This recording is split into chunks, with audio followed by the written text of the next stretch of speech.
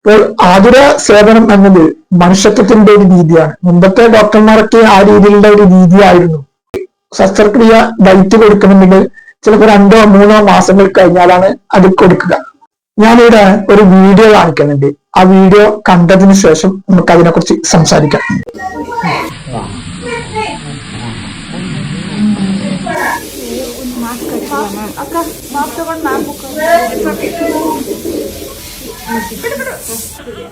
ഒരു ഡോക്ടർ ഒരു പ്രസവം എടുക്കുന്ന ഒരു രംഗമാണ് നമ്മൾ കണ്ടത്.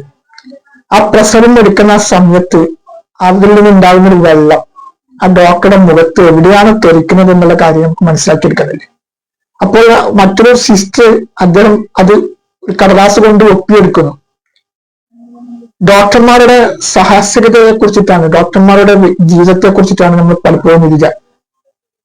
ഏതാനും ദിവസങ്ങൾക്ക് മുമ്പ് ഞാൻ നേരിട്ട് കണ്ടിട്ടുള്ളൊരു അനുഭവം ഞാനിവിടെ വിവരിക്കാം. ഒരു ഡോക്ടർ ഒരാളുടെ കാലിന് ഒരു കൊഴുപ്പ് ബാധിച്ചിട്ടുള്ള ഒരു മുഴയുണ്ടായിരുന്നു. അപ്പോൾ ആ ഡോക്ടർ ആ മുഴ കീറലാണ്. അപ്പോൾ ആ രോഗി വല്ലാതെ ഇത് ചെയ്യുന്നുണ്ട്. അദ്ദേഹത്തിന് ഇത് കൊടുത്തിട്ട് പോലും അത് വേദന സഹിക്കാൻ പറ്റാതെ പൊളയുന്നുണ്ട്. പക്ഷെ അദ്ദേഹം ആ കാലിയൊക്കെ നീക്കുന്ന ആ സമയത്തായിരുന്നു അതിൽ ഉണ്ടാകുന്ന ആ ജലം അദ്ദേഹത്തിന്റെ ചുണ്ടിലേക്കാണ് തെറിക്കുന്നത്. നേരിട്ട് കണ്ടിട്ടുള്ളൊരു വ്യക്തിയാണ് ഞാൻ. ആ സംഭവം നേരിട്ട് കണ്ടിട്ടുള്ളൊരു വ്യക്തിയാണ്.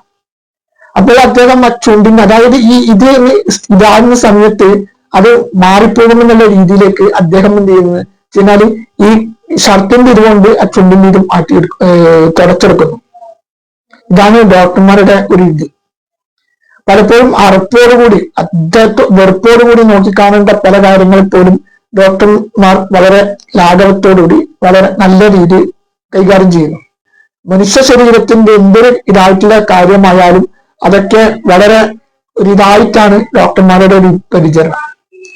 പക്ഷെ ഇന്ന് ആതുര സേവന രംഗം എന്നത് അതൊരു കച്ചവടവൽക്കരിക്കപ്പെടുന്നു എന്നതാണ് ഏറ്റവും വലിയ ദുഃഖകരം.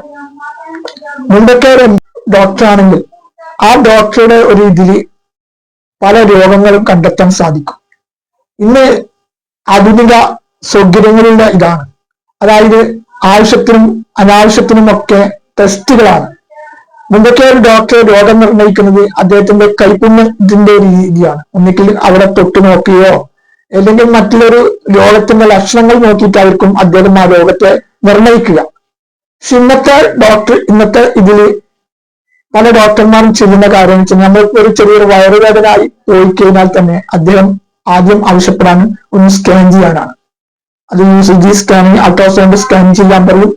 അതിൽ ഇത് കണ്ടിട്ടില്ലെങ്കിൽ പിന്നീട് അത് CT പോകും, അല്ലെങ്കിൽ MR പോകും. ഇങ്ങനെയാണ് അവർ രോഗം നിർണ്ണയിക്കുന്നത്. എന്നിട്ടും ഇന്നത്തെ ഡോക്ടർമാർക്കും അബദ്ധങ്ങൾ സംഭവിക്കുന്നു എന്നതാണ് മറ്റൊരു വശം. ഇപ്പോൾ ഹോസ്പിറ്റലിൽ, അതായത് മെഡിക്കൽ കോളേജിൽ വെച്ചിട്ട് ശസ്ത്രക്രിയ ചെയ്യുന്ന ഇടയിൽ കത്രിക വയറ്റിൽ മറന്നു വെച്ചിട്ട് അത് തുന്നിക്കെട്ടിയിട്ട് അത് വർഷങ്ങൾ കഴിഞ്ഞിട്ട് രോഗിക്ക് അതിന്റെ ആ ബുദ്ധിമുട്ടുകളും പ്രയാസങ്ങളും കാരണം വർഷങ്ങൾ കഴിഞ്ഞിട്ട് ആ സംഭവം കണ്ടെത്തി മറ്റൊരു വിദഗ്ധമായ പരിശോധനയിൽ ആ സംഭവം കണ്ടെത്തി പല വാർത്തകളും നമ്മൾ കേട്ടതല്ല. അപ്പോൾ ആതുര സേവനം എന്നത് മനുഷ്യത്വത്തിന്റെ ഒരു രീതിയാണ്. മുമ്പത്തെ ഡോക്ടർമാരൊക്കെ ആ രീതിയിലുള്ള ഒരു രീതിയായിരുന്നു. പക്ഷെ ഇന്ന് ഒരു കച്ചവടവൽക്കരിക്കപ്പെട്ടു ആധുനിക സേവനം എന്നത്.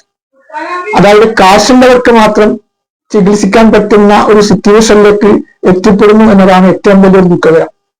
ഈ രോഗങ്ങളൊക്കെ വരുമ്പോൾ ഏറ്റവും കൂടുതൽ വ്യാകുലപ്പെടാൻ സാധാരണക്കാരായ പാവങ്ങളായ മനുഷ്യന്മാരൊക്കെ വന്ന കാര്യത്തിൽ അത് ദുരിതം അനുഭവിക്കലേ രക്ഷയുള്ളൂ എന്നുള്ള രീതിയിലേക്ക് എത്തിപ്പെടുകയാണ്.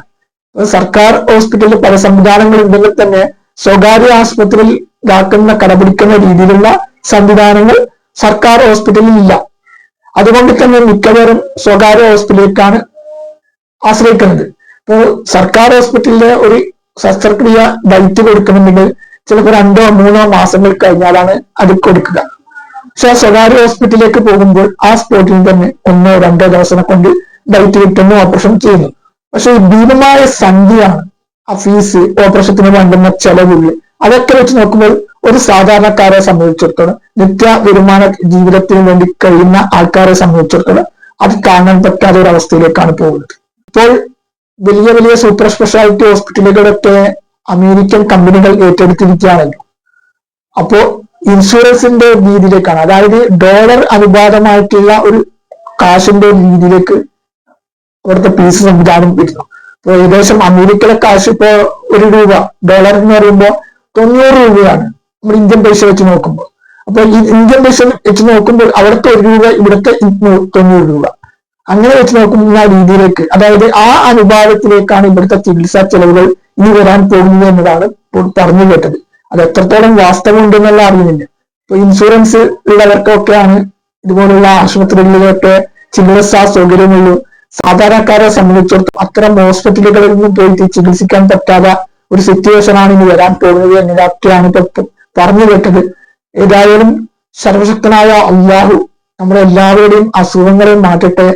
വലിയ വലിയ മാരകമായ അസുഖങ്ങൾ സർവശക്തനായ അള്ളാഹു തരാതിരിക്കട്ടെ എന്ന് നമുക്ക് ആത്മാർത്ഥമായി ഈ അവസരത്തിൽ പ്രാർത്ഥിക്കാം.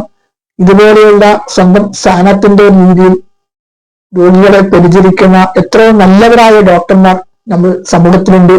അവർ എങ്ങേയറ്റം എത്രമാത്രം പ്രശംസിച്ചു കഴിഞ്ഞാലും മതിവരത്തില്ല. അവരുടെ ഈ രോഗികളോടുള്ള ആത്മാർത്ഥമായിട്ടുള്ള ഈ പ്രവർത്തനം എന്നും മുന്നോട്ട് പോകാൻ അവരെ സർവശക്തൻ അനുഗ്രഹിക്കട്ടെ എന്നും അതോടൊപ്പം പ്രാർത്ഥിക്കാം.